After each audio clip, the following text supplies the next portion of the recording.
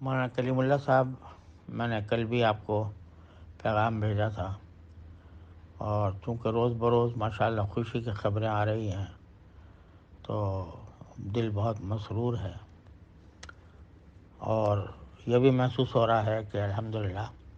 طالبان بڑی صرف شجاعت ہی سے نہیں بلکہ ساتھ ساتھ بڑی حکمت سے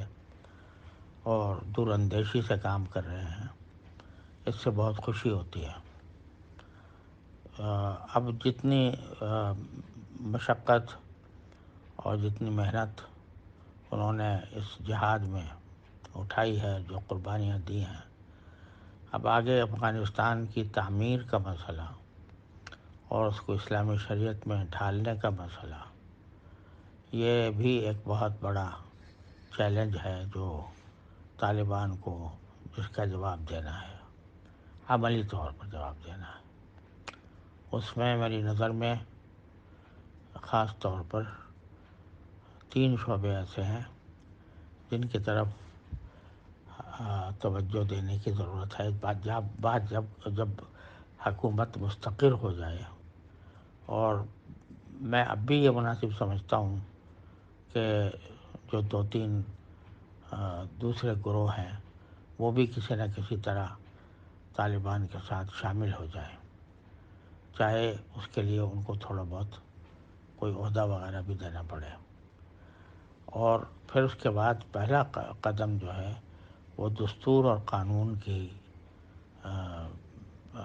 تدوین کا ہوگا۔ ایسا دستور کہ جو صحیح معنی میں اسلامی دستور ہو، ایسا دستور کہ جو تمام شرعی شرائط کو پورا کرتا ہو، اور اس کے ساتھ ساتھ بہت سے قوانین کی تدوین بھی، جیسے خلافت عثمانیہ کے زمانے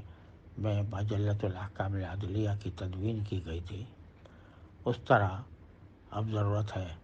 کہ اپنے قوانین، اسلامی قوانین کی تدوین کی جائے، اور اس میں جدید مسائل کا بھی اضافہ کیا جائے۔ اس کے لیے فقہ کی ایک جماعت تیار کرنی ضروری ہے۔ دوسری چیز جس کی اہمیت ہے وہ تعلیم کا نظام ہے۔ تعلیم کے نظام میں جہاں مدارس اپنی جگہ قائم رہنا چاہیے، وہاں جو جدید تعلیم گاہیں ہیں ان کے نصاب و نظام میں کس طرح تبدیلی لائی جائے کہ وہاں سے سچے پکے مسلمان پیدا ہوں، اس کی ایک منصوبہ بندی کی ضرورت ہے۔ اور تیسرے، اقتصاد کا پہیہ کس طرح چلے، اور کہ الحمدللہ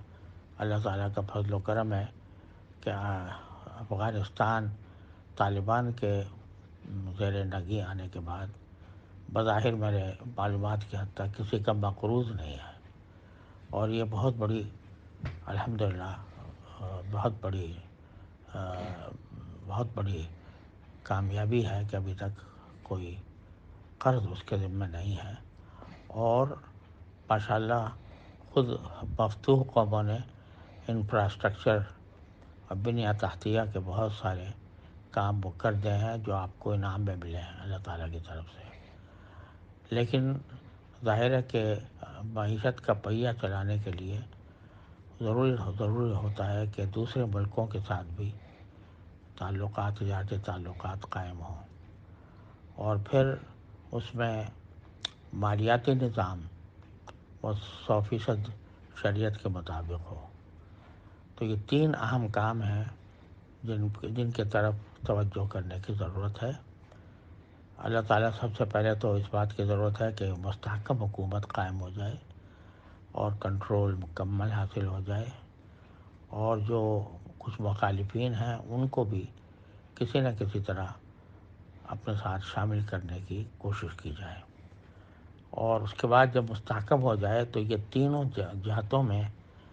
مستقل جماعتیں بنا کر، محقق علماء کی جماعتیں بنا کر ان کے اوپر کام کیا جائے۔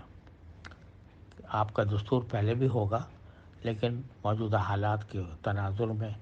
اس کے پر مزید نظر ثانی کی ضرورت ہوگی، اور اس کے متعلق محقق علماء کے مشورے سے یہ کام ہونا چاہیے، اور اسی طرح نظام تعلیم کا اور اسی طرح اقتصادیات کا۔ یہ میرا پیغام اگر آپ حضرت ملا ہیبت اللہ صاحب تک پہنچا دیں تو میں ممنون ہوں گا۔ اللہ تعالیٰ ان کو اس کی توفیق عطا فرمائے، اور اس بارے میں اگر کوئی سنجیدہ طلب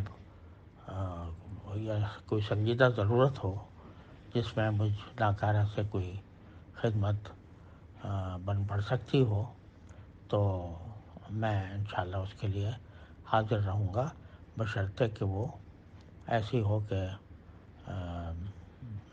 جو جس کی ضرورت واقعتاً آپ حضرات محسوس کرتے ہوں۔ اللہ تعالیٰ قدم قدم پر آپ کی دستگیری فرمائے۔ میرا یہ پیغام اگر امیر ہیبت اللہ صاحب اور